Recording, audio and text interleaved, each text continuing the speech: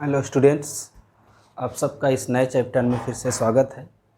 अब तक हम लोगों ने पढ़ा स्थिर वैद्युत आवेश के बारे में, इलेक्ट्रोस्टैटिक्स, जिसमें यह बताया जाता था कि चार्ज स्थिर है, उसके कारण विद्युत क्षेत्र की तीव्रता क्या है, एक बिंदु से दूसरे बिंदु तक ले जाने में किया गया कार्य क्या है, या संधारित्र हमने पढ़ा जहाँ पर आवेश जाकर संचित हो जाता था।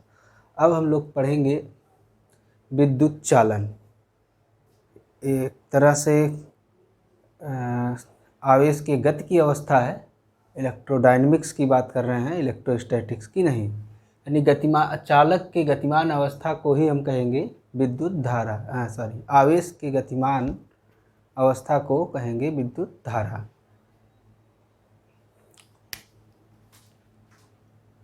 विद्युत धारा, इलेक्ट्रिक करंट।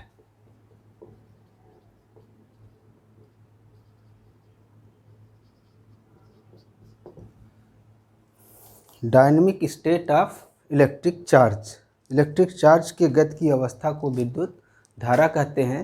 इलेक्ट्रिक चार्ज गतिमान कैसे होगा? जब जानते हैं गेंद को ऊपर छोड़ दिया जाए तो वो नीचे आती है। क्यों आती है? क्योंकि हाइट का डिफरेंस है, लेवल का डिफरेंस है, mgh पोटेंशियल एनर्जी का डिफरेंस है, इसलिए वो ऊपर से नीचे आता है। वाटर ऊपर रखा हो और नीचे हो, इनको कनेक्ट कर दीजिए एक पाइप के थ्रू, तो वाटर लेवल का डिफरेंस है, मतलब वाटर के पोटेंशियल लेवल का डिफरेंस है, इसलिए यहाँ पर वाटर करंट फ्लो करेगी। यानी ये अगर इनको हम चार्ज समझें कि यहाँ एक चार्ज है और यहाँ पर यह चार्ज है, तो यहाँ पर पोटेंशियल ज़्यादा है, यहाँ पर पोटेंशियल कम है। तो जिस आवेश की हम बात कर रहे हैं, मतलब धन आवेश, वो हमेशा उच्च विभव से निम्न विभव की तरफ गतिशील होता है। तो पोटेंशियल डिफरेंस के कारण ये आवेश यहाँ पर गतिमान होंगे, और जब गतिमान होंगे तो यहाँ पर चार्ज फ्लो करेंगे, तो उसे चार्ज करंट या इलेक्ट्रिक करंट कहते हैं। यहाँ वाटर करंट फ्लो हो रही है। टेम्परेचर की बात होती है, एक का टेम्परेचर ज़्यादा रहता, दूसरे का टेम्परेचर कम रहता, कनेक्ट कर देंगे, हीट फ्लो करेगी, जिसे हम हीट करंट के नाम से जानते हैं।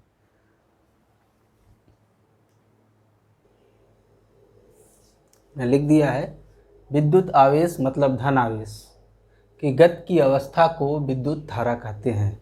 Electric current is the state of motion of electric charge. अब एक स्थान है, ये एक एरिया ले लिया गया, क्रॉस सेक्शन एरिया, जैसे ये पेन है, इसका ये क्रॉस सेक्शन एरिया हो गया। यहाँ से कुछ चार्ज इस डायरेक्शन में जा रहे हैं, पॉजिटिव चार्ज। उस चार्ज की वैल्यू मान लीजिए क्या है, डेल्टा क्यू। तो कम समय में ज़्यादा आवेश जा रहे हैं या कम समय में कम आवेश जा रहे हैं, जिस तरह से चार्ज यहाँ पर मूव करेंगे उस तरह से यहाँ धारा की तीव्रता कम अथवा अधिक होगी। वो डिपेंड करेगा कि कितने ज़्यादा चार्ज फ्लो कर रहे हैं। ज़्यादा चार्ज फ्लो करेंगे ज़्यादा करंट, जैसे पानी ज़्यादा फ्लो कर रहा है तो ज़्यादा water current, heat temperature difference के कारण ज़्यादा फ्लो कर रहा है तो ज़्यादा हीट करंट। उसी तरह से ज़्यादा चार्ज फ्लो करेगा कम समय में तो ज़्यादा करंट होगी। यानी टाइम के अकॉर्डिंग जितना चार्ज फ्लो करेगा उसी को हम विद्युत धारा कहेंगे पर यूनिट टाइम। मान लीजिए delta Q charge delta T समय में फ्लो करता है, समयांतराल।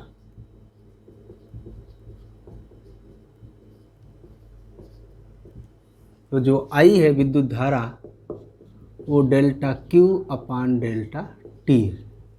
यानी एकांक समय में किसी अनुप्रस्थ परिच्छेद से गुजरने वाली आवेश धनावेश की मात्रा को कहेंगे विद्युत धारा।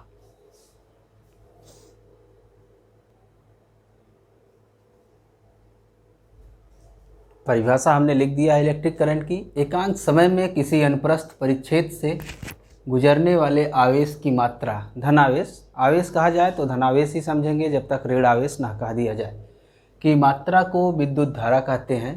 यदि डेल्टा क्यू आवेश डेल्टा टी समयांतराल में प्रवाहित होता है यहाँ से, तो विद्युत धारा आई बराबर होता है डेल्टा क्यू अपान डेल्टा टी। Q मतलब कूलाम बटे सेकेंड, कूलाम पर सेकेंड, या इसी को कहा जाता है एसआई पद्धति में एम्पियर। अब 1 एम्पियर का अर्थ हो क्या होगा, 1 कूलाम बटे 1 सेकेंड, मतलब किसी अनुप्रस्थ परिच्छेद से 1 सेकेंड में 1 कूलाम आवेश प्रवाहित होता है, तो उस विद्युत धारा का मान होगा 1 एम्पियर।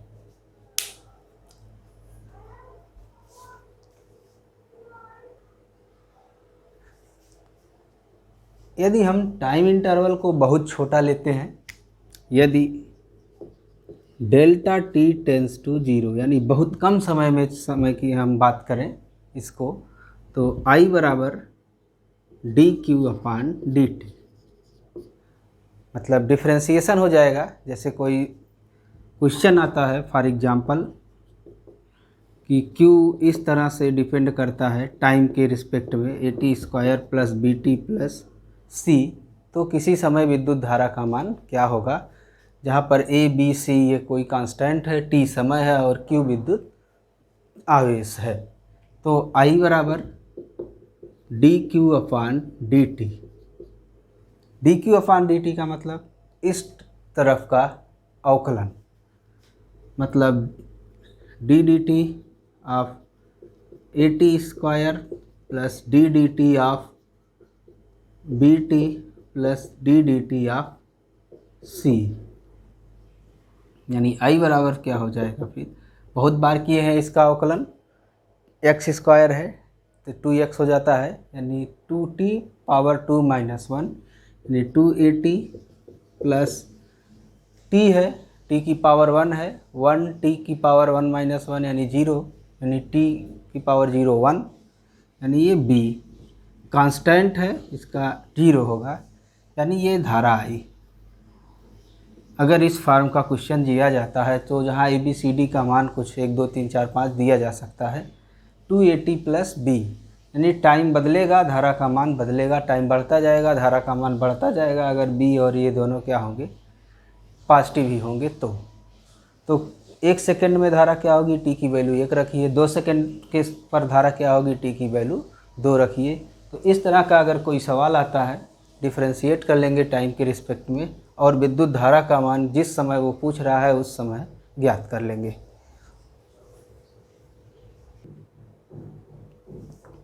अब बात करेंगे विद्युत धारा के दिशा की।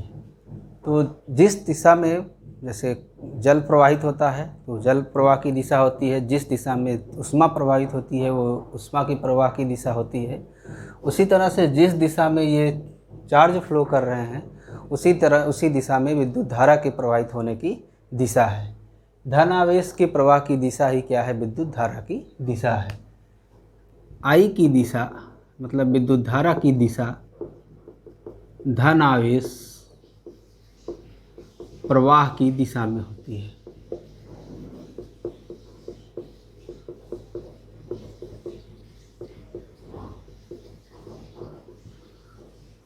तो इसका यह अर्थ हुआ कि विद्युत धारा क्या होनी चाहिए, सदिश राशि होनी चाहिए, पर नहीं, सदिश राशि की परिभाषा है कि जिसमें परिमाण के साथ साथ दिशा हो और वह सदिश बीजगणितीय नियमों का पालन करते हो। तो दिशा तो यहाँ पर है कि ये इस डायरेक्शन में फ्लो होगी। जैसे एक वायर है, इसमें इस दिशा में विद्युत धारा जा रही है, ये इस डायरेक्शन है कि दाहिनी तरफ या प्लस से माइनस की तरफ, जो भी आगे पढ़ेंगे, कि इस तरफ धारा प्रवाहित हो रही है, लेकिन यह अदिश राशि है। इस बात को ध्यान रखेंगे, नोट, विद्युत धारा अदिश राशि है।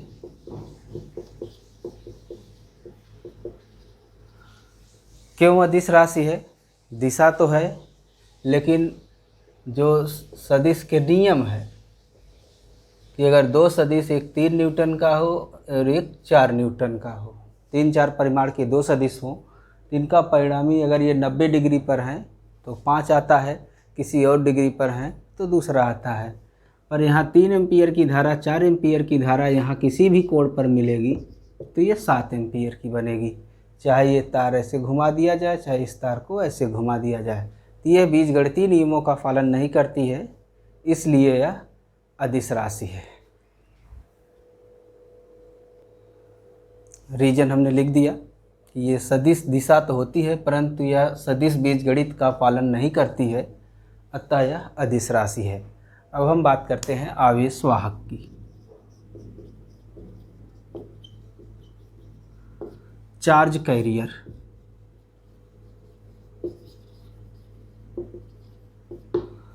मतलब जो आवेश को ले जाएंगे। जैसे गुस्सा एक व्यक्ति में आता है, उसी तरह से आवेश किसी पेन पर, इलेक्ट्रॉन पर, प्रोटॉन पर या किसी वस्तु पर आता है। तो कोई वस्तु ही उस इलेक्ट्रॉन जा रहा है मतलब नेगेटिव चार्ज लेके जा रहा है, प्रोटॉन जा रहा है मतलब पॉजिटिव चार्ज लेके जा रहा है। ये पॉजिटिवली चार्ज है तो जहाँ जाएगा पॉजिटिव चार्ज लेके जाएगा, ये नेगेटिवली चार्ज है, नेगेटिव चार्ज है तो जहाँ जाएगा नेगेटिव चार्ज लेके जाएगा। मतलब आवेश को ले जाने वाला कोई ना कोई रहेगा। तो हमारे पास 3 तरह के माध्यम होते हैं, मुख्य रूप से ठोस, द्रव और गैस। ठोस का मतलब चालक, जैसे तार हो गया, धातुएं हो गई, लोहा, चांदी, सोना, ये सब हो गया, ये चालक होता है। चालक के मॉलिक्यूल्स फिक्स होते हैं एक डिफरेंट लैटिस में, FCC, BCC जो भी पढ़े हों, और इसके कुछ इलेक्ट्रॉन्स बाउंड होते हैं, ये इलेक्ट्रिक वाले में बताया गया, कैपेसिटर वाले में। लास्ट वाला इलेक्ट्रॉन इसमें मूव कर सकता है, जिसे हम मुक्त इलेक्ट्रॉन कहते हैं। तो चालक में कौन मूव करता है? मुक्त इलेक्ट्रॉन, यानी यहाँ पर आवेश वाहक क्या हो गए? मुक्त इलेक्ट्रॉन। तो चालकों में आवेश वाहक मुक्त इलेक्ट्रॉन, यानी कुछ इलेक्ट्रॉन्स इसमें दाहिनी तरफ जाएंगे अथवा बाईं तरफ। जैसे इलेक्ट्रॉन इस तरफ जा रहे हैं मतलब धन आवेश उसके विपरीत आ रहा है, इलेक्ट्रॉन इस तरफ आएंगे मतलब धन आवेश इसके इस दिशा में जा रहा है। तो ठोसों में जो चालन होगा वो मुक्त इलेक्ट्रॉन के कारण होगा, यानी यहाँ पर कोई धन आवेश नहीं चलने वाला है, यहाँ ऋण आवेश चलेगा। तो यहाँ पर जैसे ऋण आवेश, नेगेटिव चार्ज इस तरफ जाएगा, इसका मतलब हो गया कि पॉजिटिव चार्ज किस तरफ जाएगा? इस तरफ, यानी धारा की दिशा किधर होगी? इलेक्ट्रॉन के चलने के विपरीत दिशा में होगी चालकों में। द्रव में क्या होता है? अब सभी द्रव चालन का काम नहीं कर पाएंगे, वही कर पाएंगे जिनके पास प्लस माइनस चार्ज हो, यानी ऐसा लिक्विड हो जिसमें पॉजिटिव और नेगेटिव दोनों आयन हो। जैसे H+ और H-, सल्फ्यूरिक अम्ल में H+, सल्फेट आयन, यानी यहाँ पर आयन है, धन ion, H+ ion, OH- ion, ये फॉर एग्जांपल है। यानी यहाँ पर पॉजिटिव आयन और नेगेटिव आयन, ये। तो यहाँ पर द्रव में क्या हो गए? आयंस, वो पॉजिटिव होंगे और नेगेटिव होंगे। तो जैसे ये एक द्रव है, इसमें पॉजिटिव चार्ज भी है और नेगेटिव चार्ज, मतलब पॉजिटिव आयन भी है और नेगेटिव आयन भी है। ये यहाँ पर क्या हैं? आवेश वाहक हैं, चार्ज कैरियर्स हैं, जो चार्ज को एक स्थान से दूसरे स्थान तक ले जाएंगे। इस तरफ प्लस प्लेट लगा दिया गया बैटरी का और इस तरफ माइनस प्लेट, तो ये इस तरफ मूव करेगा और ये इस तरफ। धन आवेश के चलने के कारण धारा मिलेगी, ऋण आवेश इस तरफ चल रहा है मतलब धन आवेश इस तरफ चल रहा है, तो इसके कारण भी धारा मिलेगी। यानी यहाँ पर जो धारा होगी वो धन आवेश और ऋण आवेश दोनों के कारण जो धारा होगी उसका बीजगणितीय योग होगा। देखा जाएगा किसी क्रॉस सेक्शन से नेट एक तरफ चार्ज कितना फ्लो कर रहे हैं। गैस में ये रैंडम होते हैं, सामान्यतः गैसें विद्युत का कुचालक होती है। जैसे हवा है, इसमें इलेक्ट्रिक नहीं कंडक्ट कर सकती है, पर विशेष परिस्थितियां हैं। विशेष परिस्थितियां का मतलब है कुचालक क्यों होती हैं? क्योंकि ये नाभिक है, इसके चारों तरफ के इलेक्ट्रॉन इसके नाभिक से बंधे हुए हैं, बाहर नहीं निकल पा रहे हैं। पर अगर बहुत हाई वोल्टेज लगा दिया जाए, 10⁵ 1/1 लाख वोल्ट प्लस और इस तरफ माइनस, तो ये इतना ज़्यादा हो सकता है कि इसके परमाणु से इस इलेक्ट्रॉन को खींच ले, यानी इस जो बल लगा के इलेक्ट्रॉन को ये नाभिक अपनी तरफ आकर्षित किया है, उससे ज़्यादा बल अगर हम बाहर से लगा देते हैं विद्युत क्षेत्र लगा के, तो यहाँ से ये इलेक्ट्रॉन्स आ सकते हैं। जब इलेक्ट्रॉन्स आ जाएंगे तो एक ये धन आयन बन जाएगा और एक ये इलेक्ट्रॉन मूव करेगा। तो यहाँ पर भी आयंस और मुक्त इलेक्ट्रॉन दोनों के द्वारा होगा चालन। पर ये कंडीशनल है, या तो इस गैस में कुछ लिक्विड हो यानी वाष्प हो, शुष्क वायु ना हो, तब चालन होगा इनके आयनों के द्वारा, या बहुत ज़्यादा वोल्टेज लगा दिया जाए विसर्जन नलिका के प्रयोग की तरह जो केमिस्ट्री में पढ़े होंगे, तो ये इलेक्ट्रॉन्स को खींच लेता है। यानी यहाँ पर मुख्य रूप से आयन है, आवेश वाहक दोनों में आयन्स ही हैं। ये कंडीशनल है कि बहुत ज़्यादा वोल्ट लगाएंगे, कम वोल्टेज पर इसमें अगर शुष्क वायु नहीं है तो यही लिक्विड इसमें वाष्प के रूप में रहेगा, चाहे जल की वाष्प हो चाहे किसी एसिड की वाष्प हो, वही उसी के आयन्स यहाँ पर चालन का काम करते हैं।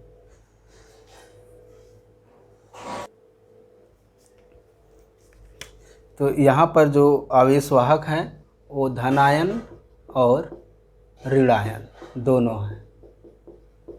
जो धारा होगी धन आयन और ऋण आयन दोनों के बीजगणितीय योग के कारण होगी। हमको चालकों में विद्युत धारा थोड़ा विस्तार से पढ़ना है।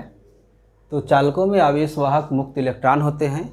चालक में मुक्त इलेक्ट्रॉन है, बाहरी कक्षा के इलेक्ट्रॉन है जिन पर नाभिक का नियंत्रण बहुत ही कम है, वो घूमते रहते हैं, इलेक्ट्रॉन होते हैं। अतः धारा का प्रवाह इलेक्ट्रॉन की गति के कारण होता है। इलेक्ट्रॉन ऋणावेशित होते हैं, अतः धारा की दिशा इलेक्ट्रॉन की गति के विपरीत होती है। इसे ये क्रॉस सेक्शन बना लिया गया। इस तरफ इलेक्ट्रॉन जा रहा है, मतलब धनावेश इस तरफ जा रहा है, यानी धारा की दिशा किस तरफ होगी, इस तरफ। मान लीजिए इस दिशा में n इलेक्ट्रॉन्स जा रहे हैं, कैपिटल N। यदि कैपिटल N इलेक्ट्रॉन किसी अनुप्रस्थ परिच्छेद क्षेत्रफल से डेल्टा t समय में गुजरते हैं,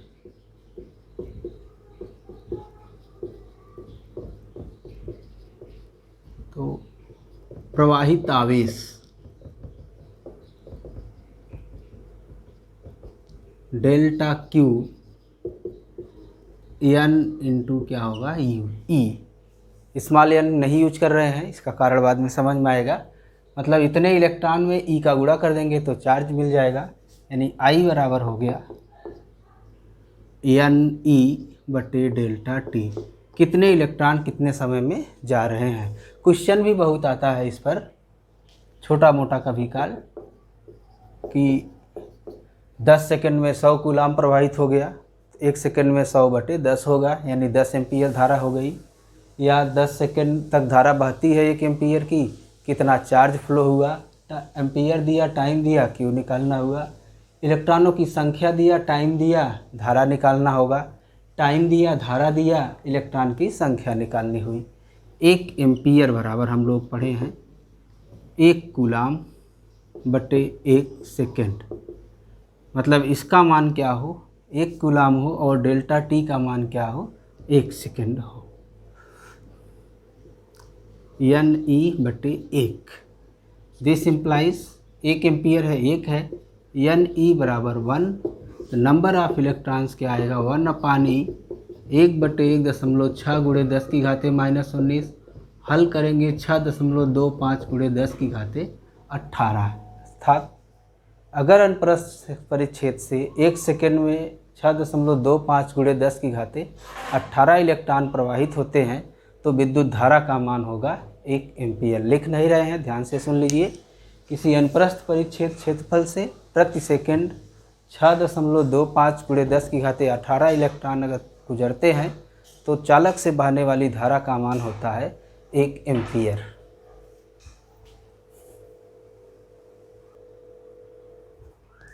आपको इस तरह के भी न्यूमेरिकल मिलेंगे। कि हाइड्रोजन का नाभिक है, R त्रिज्या है, ये इलेक्ट्रॉन किसी का भी नाभिक हो सकता है, बाहर एक इलेक्ट्रॉन इस तरह से घूम रहा है। तो घूम रहा है इलेक्ट्रॉन इस डायरेक्शन में, तो यानी करंट फ्लो होगी इस डायरेक्शन में। आई का मान होता है डेल्टा क्यू अपान डेल्टा टी, यानी किसी एक जगह से पर सेकेंड कितना चार्ज फ्लो करेगा। डेल्टा टी और डेल्टा क्यू, क्यू का मतलब यहाँ पर एक ही चार्ज है ई। टाइम एक चक्कर लगा लीजिए, टाइम कितना लगेगा कैपिटल टी, आवर्तकाल जिसको कहते हैं, और चार्ज कितना फ्लो करेगा एक इलेक्ट्रॉन का। यानी ये आवर्तकाल पता हो, उसमें इलेक्ट्रॉन के चार्ज में टाइम पीरियड का भाग दे देंगे तो विद्युत धारा मिल जाएगी। टाइम पीरियड कैसे मिलेगा, समय बराबर होता है दूरी बटे चाल। ये दूरी एक परिधि के बराबर है 2 पाई आर, चाल जिस चाल से इलेक्ट्रॉन इसमें फ्लो कर रहा हो बह रहा हो भी इसमें रख देंगे। आई बराबर क्या आ जाएगा ई अपान 2 पाई आर बटे वी, मतलब वी कहाँ चला गया ऊपर चला गया। इसको एज ए फार्मूला नहीं इस्तेमाल करेंगे। आई बराबर इसको लिखिए, फिर उसके बाद इसको लिखिए, फिर इसको लिखिए।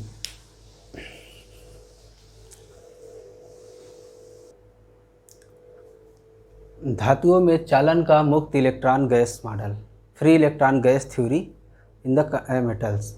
ये हमने बताया कि धातुओं के जो मॉलिक्यूल्स हैं वो फिक्स है, दूर दूर ही सही, हम दूर दूर बना रहे इतने दूर दूर होते नहीं हैं। हर मॉलिक्यूल्स का मतलब है उसका अपना एक नाभिक, उसके अबाउट इलेक्ट्रॉन्स।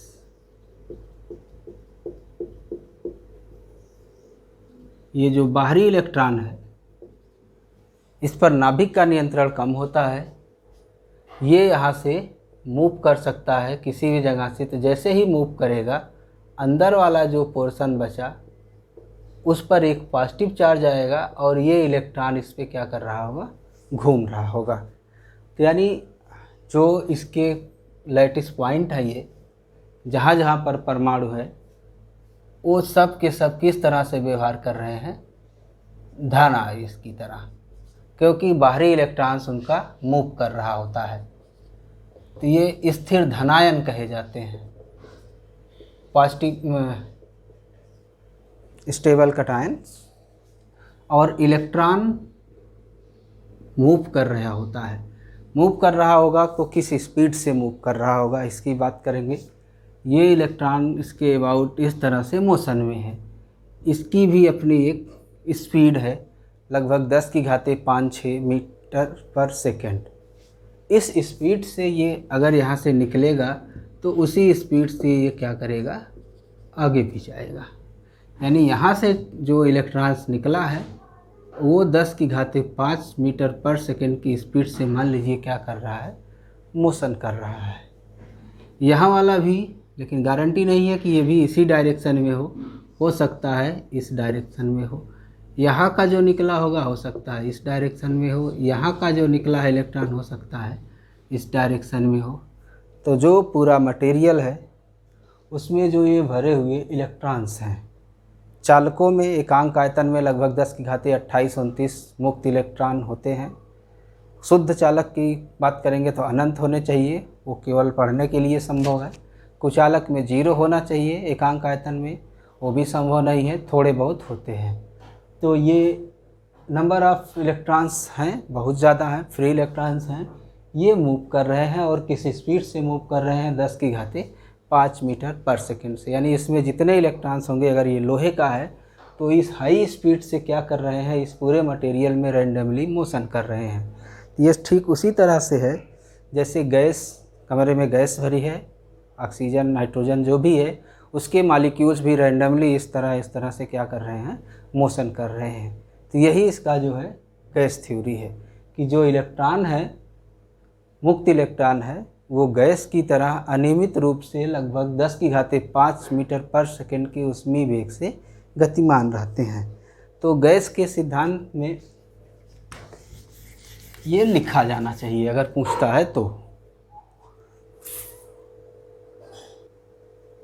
हमने सीधा सीधा एक लाइन में लिखा, धातुओं के मुक्त इलेक्ट्रॉन कमरे में भरी गैस की तरह धातु के अंदर अनियमित रूप से उच्च ऊष्मीय वेग लगभग 10⁵5 मीटर पर सेकेंड से गतिशील होते हैं।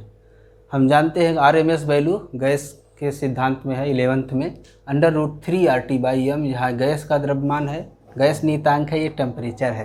कमरे का ताप रख के आप m का मान 9.1 × 10⁻⁻31 इलेक्ट्रॉन के लिए, r का मान 8.21 और t का मान कमरे के ताप पर लेंगे 27 डिग्री सेंटीग्रेड यानी 300 केल्विन के आसपास रख के निकालेंगे तो इसका मान लगभग 10⁵ मीटर पर सेकेंड आएगा। यानी जो RMS वैल्यू हो √T के समानुपाती है। यानी जो ये मटेरियल है, ये जो लोहा है, चांदी है, जो भी है, इसके अंदर जो इलेक्ट्रॉन है उनकी जो स्पीड है वो टेम्परेचर बढ़ाने पर बढ़ेगी। अब यहाँ पर इलेक्ट्रॉन अनियमित रूप से गतिमान है, तो इलेक्ट्रॉन गतिमान है तो विद्युत धारा मिलनी चाहिए। ध्यान रहे अभी कोई बैटरी यहाँ पर नहीं लगाई गई है, तो विद्युत धारा मिलनी चाहिए, पर ऐसा नहीं है क्योंकि हम लोहे को छूते हैं तो इलेक्ट्रिक करंट नहीं लगती है, क्योंकि उसमें धारा क्या है, जीरो है। धारा जीरो क्यों होती है? ये एक क्रॉस सेक्शन इसका ले लीजिए, एक इलेक्ट्रॉन इधर आ रहा था, दूसरा इधर जा रहा था। क्योंकि अनियमित रूप से गतिमान है तो कुछ इधर जा रहे हैं, कुछ इधर जा रहे हैं, इनका बीजगणितीय योग शून्य है, यानी उसमें वेगों का जो औसत है वो क्या है, जीरो है। इसीलिए कोई भी विभवांतर नहीं लगाते हैं तो विद्युत धारा का प्रवाह नहीं होता है। इस चीज़ को हमने लिख दिया है क्योंकि इलेक्ट्रॉन अनियमित रूप से गतिशील होते हैं, अतः किसी अनुप्रस्थ परिच्छेद से किसी दिशा में नेट आवेश प्रवाह शून्य होता है, अतः विद्युत धारा प्रवाहित नहीं होती है। यानी एक लोहा है, चांदी है, उसमें इलेक्ट्रॉन चल तो रहा है लेकिन धारा हमको नहीं मिलेगी, क्योंकि किसी एक दिशा में नेट फ्लो क्या है, जीरो है। यदि n इलेक्ट्रॉन, एकांक आयतन में n इलेक्ट्रॉन्स लिए जाएंगे, स्मॉल n का उसमें वेग u1 u2 un है, u1 u2 इसी तरह से बहुत सारे हैं, un है, सबका औसत ले लेंगे, जीरो हो जाएगा। तो एक लाइन में लिख सकते हैं क्योंकि औसत उसमें वेग शून्य होता है, ऐसा ताप के कारण खाली जो है वह विद्युत धारा प्रवाहित नहीं होती है। श्रांति काल, रिलैक्सेशन टाइम ऑफ इलेक्ट्रॉन पढ़ेंगे। श्रांति काल का मतलब होता है रिलैक्स का समय, किस समय इलेक्ट्रॉन रिलैक्स में है। इसके रिलैक्स की बात क्यों की जा रही है? क्योंकि इलेक्ट्रॉन्स जब इसमें मूव करेगा तो ऐसा नहीं है कि रास्ता खाली है चलते रहिए, ये बहुत नज़दीक इस तरह के फिक्स चार्ज हैं। इलेक्ट्रॉन मूव करेगा तो इनसे टकराएगा तो उसके बाद या तो यहाँ चला जाएगा या तो यहाँ चला जाएगा। यानी वो बार बार स्थिर आयनों से, स्थिर धन आयनों से टकराएगा। धन आयन क्या है? ये इलेक्ट्रॉन जहाँ से भी निकला वो पोजीशन चार्ज की हो गई, क्योंकि सबके फ्री इलेक्ट्रॉन्स हैं इसलिए सारी पोजीशन पॉजिटिव आयंस की तरह है। ये धन आयनों से बार बार टकरा रहा है, तो हम बार बार टकरा रहे हैं तो रिलैक्स में कब होंगे? जब नहीं टकरा रहे होंगे। यानी ये यहाँ से चला, यहाँ टकरा गया, यहाँ टकरा गया, फिर यहाँ से चला, यहाँ टकरा गया, हो सकता है फिर यहाँ टकराए, आगे और सारे लैटिस पॉइंट होंगे वहाँ पर टकराए। तो दो टक्करों के बीच ये नहीं टकरा रहा है जितने समय, यही क्या है? रिलैक्सेशन टाइम है। यानी उस अश्मी वेग के कारण इलेक्ट्रॉन धन आयनों से टकरा रहता है, तो किसी दो क्रमागत टक्कर के बीच का जो समयांतराल है वही क्या है? श्रांति काल है। टकराता रहता है, दो क्रमागत टक्कर में कहीं ये डायगोनली चलेगा, ज़्यादा दूरी तय कर लेगा, इस तरह चलेगा तो कम दूरी तय करेगा, ऐसे चलेगा तो थोड़ा ज़्यादा दूरी तय करेगा। तो अलग अलग समय लगेंगे, सभी समय का औसत ले लिया जाए तो एक यूरेस टाइम मिलेगा, उस टाइम को हम कहेंगे श्रांति काल। श्रांति काल को हमने समझा दिया, फिर उसको लिख दिया कि उच्च ऊष्मीय वेग से गतिशील इलेक्ट्रॉन चालक के स्थिर धन आयनों से बार बार टकराता रहता है। किन्हीं दो क्रमागत टक्करों में लगने वाला माध्य समय या औसत समय को इलेक्ट्रॉन का श्रांतिकाल कहते हैं। यदि n टक्कर होते हैं इस तरह से, n इलेक्ट्रॉन्स है, सबका अलग अलग ले लीजिए, तो समय τ1 τ2 τn है, तो टाउ का जो मान है यानी औसत जो है वो सबको जोड़ के n से क्या कर दिया जाए? भाग दे दिया जाए। तो ये हो गया हमारा श्रांतिकाल।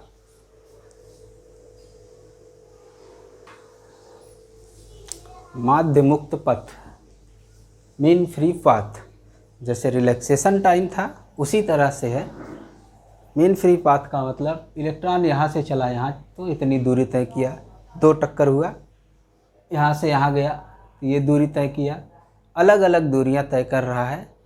और इनको औसत ले लिया जाए, जब वो मुक्त होता था, रिलैक्स था, उस समय इसने ये दूरियाँ जो तय किया वही क्या है, माध्य मुक्त पथ है। यानी दो क्रमागत टक्करों के बीच चलने में जो दूरी तय हो रही है, औसत दूरी, उसी को हम कहेंगे माध्य मुक्त पथ। यानी इलेक्ट्रॉन्स धनायन से टकरा रहा है, किन्हीं दो टक्करों के बीच तय करने में जो दूरी है उसी के औसत समय को हम कहेंगे इलेक्ट्रॉन का माध्य मुक्त पथ।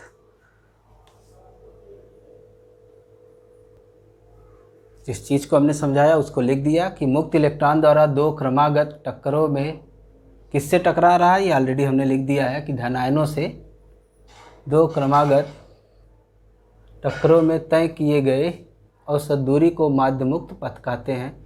अलग अलग अगर ये λ1 λ2 इस तरह से बहुत सारे इलेक्ट्रॉन्स हैं, λn तय करते हैं, सबको जोड़ के n से क्या कर दीजिए, भाग दे दीजिए। कोटिमान, λ का कोटिमान मतलब ये दूरी लगभग कितनी होगी, औसत इसका किस कोटि का आएगा। तो जब यहाँ से यहाँ जाएगा या यहाँ से यहाँ जाएगा तो इनके बीच जो बॉन्ड लेंथ है, जो भी ये धातु है, चाहे लोहा है, चाहे चांदी है, चाहे तांबा है, उसी के आसपास इसकी वैल्यू रहेगी।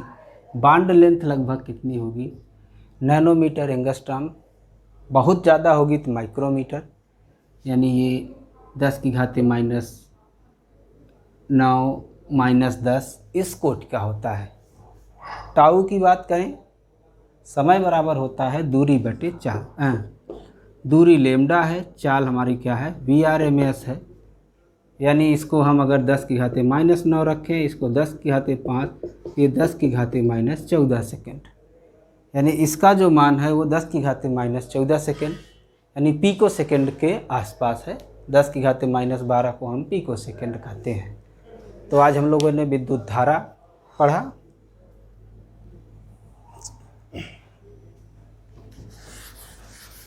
और ये फ्री इलेक्ट्रॉन गैस मॉडल पढ़ा है। हमने बहुत ज़्यादा नहीं पढ़ा है, जस्ट कुछ सेकंड में रिवाइज करते हैं।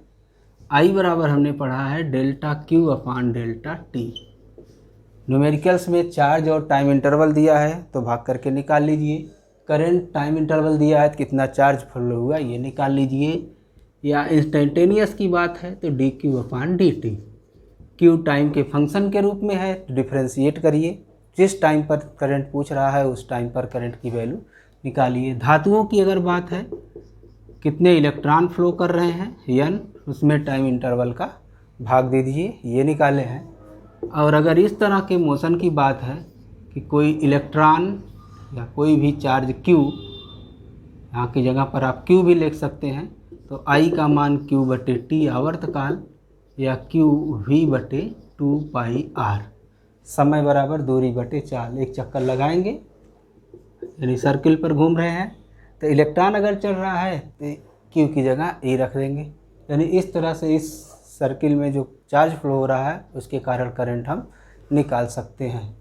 और मुक्त इलेक्ट्रॉन मॉडल पढ़े हैं, जिसमें उसके अनियमित चाल के बारे में, यहाँ से यहाँ जाता है तो टकराता है तो कितना लगभग समय लेता है, लगभग कितनी दूरी तय करता है, औसत उसमें वेग इसका 0 होता है। इतना पढ़ा दिए हैं फर्स्ट लेक्चर में। इससे आगे हम कल दूसरे वाले लेक्चर में पढ़ाएंगे।